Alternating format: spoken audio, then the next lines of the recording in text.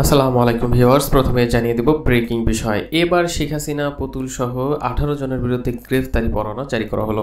অন্যদিকে গোপনে ঢাকামুখী হচ্ছে হঠাৎ করে আওয়ামী লীগের নেতাকর্মীরা, ভাবে ঢুকে পড়ছে আওয়ামী লীগের নেতাকর্মীরা। এ নিয়ে থাকছে এক্সক্লুসিভ একটি রিপোর্ট।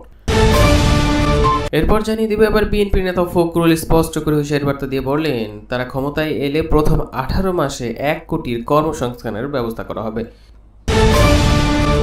এবং সব শেষে জানিয়ে দেবে এবার মিস্টার ফয়জুল করিম চরমোনাই তারা স্পষ্ট করে হুঁশিয়ারি বার্তা দিলেন যে সংস্কার কাজ ছাড়া নির্বাচন হবে ডাকাতি নির্বাচন। তারাও কিন্তু এবার ডক্টর মোহাম্মদ ইউনূসকে যাচ্ছেন, সংস্কার ছাড়া কোনো নির্বাচন হবে না বলে একটা দাবি বা বার্তা কিন্তু তারা দিতে চাচ্ছে। এতক্ষণ শুনছিলেন শিরোনাম, এবার বিস্তারিত।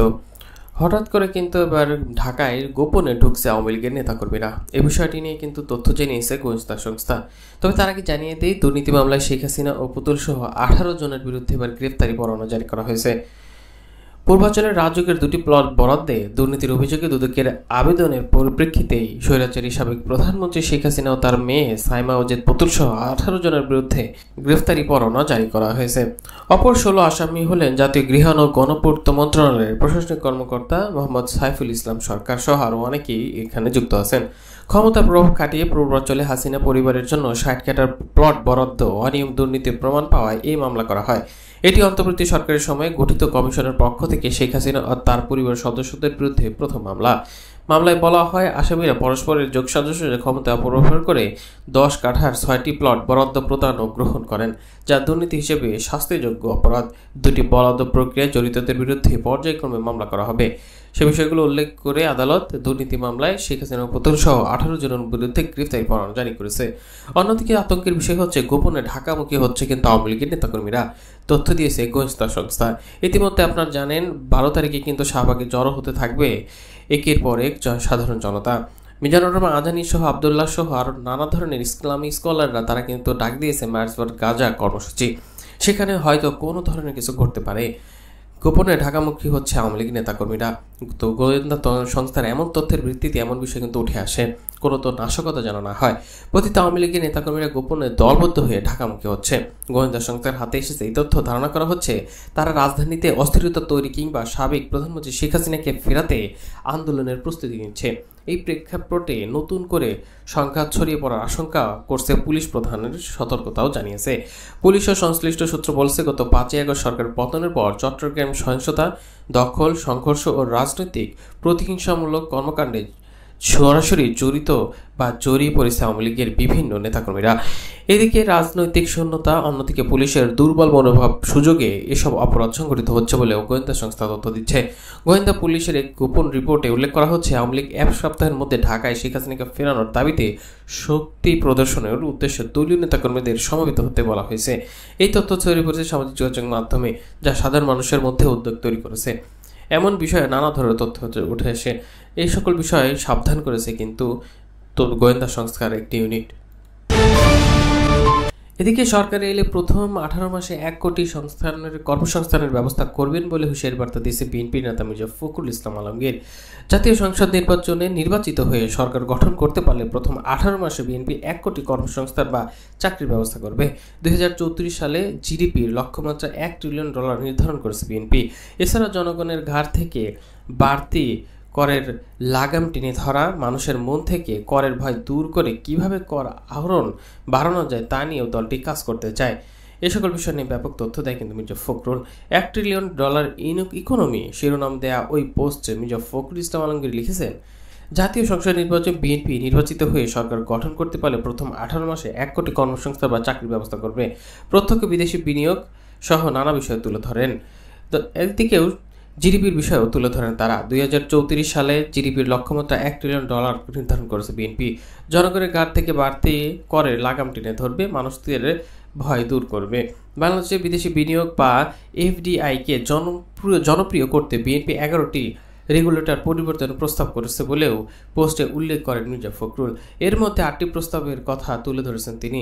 এগুলো হলো বিডাকে কার্যকর করা, ভিসা বা ওয়ার্ক পারমিট বিধির অনুকরণ বা বিনিয়োগকারীদের জন্য আরও নানা ধরনের সেবা চালু করা। এ সকল বিষয়ে নিয়ে তথ্য দেন। মুনাফা বৃদ্ধিরও তথ্য দেন তিনি। আরও নানা বিষয়ে তথ্য দিয়ে তিনি তার ফেসবুকে স্পষ্ট করে এমন বার্তাই দেন। সরকার গঠন করতে পারলে দেশের মানব সম্পদ কর্মদক্ষতা বৃদ্ধির ব্যবস্থা নেওয়া হবে বলে তথ্য দেন তিনি। প্রকৃত প্রশিক্ষণ ও প্রণোদনের ব্যবস্থা করে বৈদেশিক কর্মসংস্থানের পরিমাণ ও আওতা বৃদ্ধির জন্য বিএনপির অতীতের চেয়ে ব্যাপক সফলতা অর্জন করতে চায় বলেও জানান এই মির্জা ফখরুল। এবং সবশেষে এবার তুলে ধরতে যাচ্ছি একটি বার্তা। এবার কিন্তু ইসলামী আন্দোলন বাংলাদেশ তারাও কিন্তু ডক্টর মোহাম্মদ ইউনূসকে চাচ্ছেন দীর্ঘমেয়াদী ধরে ক্ষমতায় বসানোর। কেননা এবার তারা স্পষ্ট করে তথ্য দিলেন সংস্কার ছাড়া নির্বাচন হবে ডাকাতি নির্বাচন।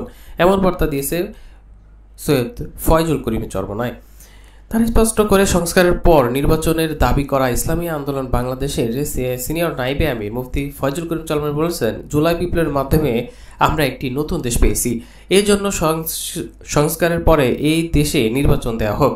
সংস্কার ছাড়া এই দেশে নির্বাচন হবে ডাকাতি নির্বাচন। সৈয়দ মুফতি ফয়জুল করিম চরমনায় বলেন, আমাদের দেশে বারবার পরিবর্তন হয়েছে, বহু দলের শাসক আমরা দেখেছি, বহু নেতা দেখেছি, দেশের মানুষের ভাগ্যের পরিবর্তন হয়নি একটি দলের মাধ্যমেও। তিনি বলেন, এই দেশের সর্বস্তরের মানুষের আন্দোলনের ভিত্তিতে, কিছু মানুষের জীবনের ভিত্তিতে, ত্যাগের ভিত্তিতে আমরা জালিমের বিরুদ্ধে আন্দোলন করে সাকসেস হয়েছিলাম। ভেবেছিলাম বাংলাদেশে আর জুলুম থাকবে না, অত্যাচার থাকবে না, অবিচার থাকবে না, বৈষম্য থাকবে না, মানুষ নিরাপদে বসবাস করতে পারবে, যেখানে চাঁদাবাজি গুন্ডামি মাস্তানি থাকবে না। কিন্তু যেখানে চাঁদার বা চাকরির পদোন্নতির জন্য লবিং গ্রুপিং দরকার হয় না, যেখানে ছাত্ররা ভর্তি হবে যোগ্যতার ভিত্তিতে, যেখানে ব্যবসায়ী কোনো হয়রানির শিকার হবে না, যে দেশে একজন মা বোনেরও ইফটিজিংয়ের শিকার হবে না, সেই দেশ বা যে দেশে আমরা মা বোনদের ন্যায্য অধিকার প্রতিষ্ঠিত হতে হবে। এই নাইবে আমির আরও বলেন, কিন্তু আমরা দেখছি কি জুলাই বিপ্লবের পরে মানুষের সেই আশা আকাঙ্ক্ষা, সেই কারণে যে কারণে মানুষ জীবন দিয়েছে, রক্ত দিয়েছে, তা ভেঙে গেছে। আবারও জুলুম, আবারও অত্যাচার, আবারও অবিচার শুরু হয়েছে। চাঁদাবাজি, টেন্ডারবাজি, দখলদারিত্ব বেড়েছে। তিনি বলেন, সংস্কার ব্যতীত যদি নির্বাচন দেওয়া হয়, সেই নির্বাচন প্রশ্নবিদ্ধ হবে, নিরপেক্ষ নির্বাচন হবে না বলেও তিনি হুঁশিয়ারি বার্তা দেন। এ সকল তথ্য দিয়ে তিনি আরও বলেন, আমরা চাই আগে সংস্কার হবে, তারপরে নির্বাচন। এই মুফতি ফয়জুল করিম বলেন, অধ্যাপক ডক্টর মোহাম্মদ ইউনূস যদি পশ্চাতের কোনো সংস্কৃতি চাপিয়ে দেওয়ার চেষ্টা না করেন তাহলে তিনি ভালো থাকবেন। যদি পাশ্চাত্যের কোনো অপসংস্কৃতি চাপিয়ে দেওয়ার চেষ্টা করেন তাহলে মুহূর্তের মধ্যে চলে যাবেন বলে হুঁশিয়ারি বার্তা দেয় ডক্টর মোহাম্মদ ইউনূসকে এই সৈয়দ মুফতি ফয়জুল করিম চরমনায়। তার মাধ্যমে কয়েকটি বিষয় উঠে আসলো। তিনি স্পষ্ট করে বারবার বলছেন, গণঅভ্যুত্থানের পর নানা ধরনের চাঁদাবাজি, টেন্ডারবাজি বেরিয়ে চলেছে। এ সকল বিষয়ের জন্য আরও সংস্কার দরকার। সংস্কারের মাধ্যমে দেশটিকে আরও ভালোভাবে পরিচালনা করতে পারলে দেশের অনেক এগিয়ে যাবে বলে তিনি আশাবাদী করেন।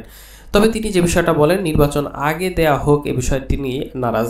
কারণ তিনি দেখেছেন বা যে বিষয়গুলো সামাজিক যোগাযোগ মাধ্যমে উঠে এসেছে, সংস্কার পরে নির্বাচন দাবি করেছেন এই মুফতি ফয়জুল করিম চরমনায়। তবে তারাও যেটা দেখা যাচ্ছে ডক্টর মোহাম্মদ ইউনূসকে সাপোর্ট করছেন। তবে তাই নিয়ে কত বছর ক্ষমতায় থাকবেন এ বিষয়ে কোনো ধরনের তথ্য দেননি মুফতি ফয়জুল করিম চরমনায়।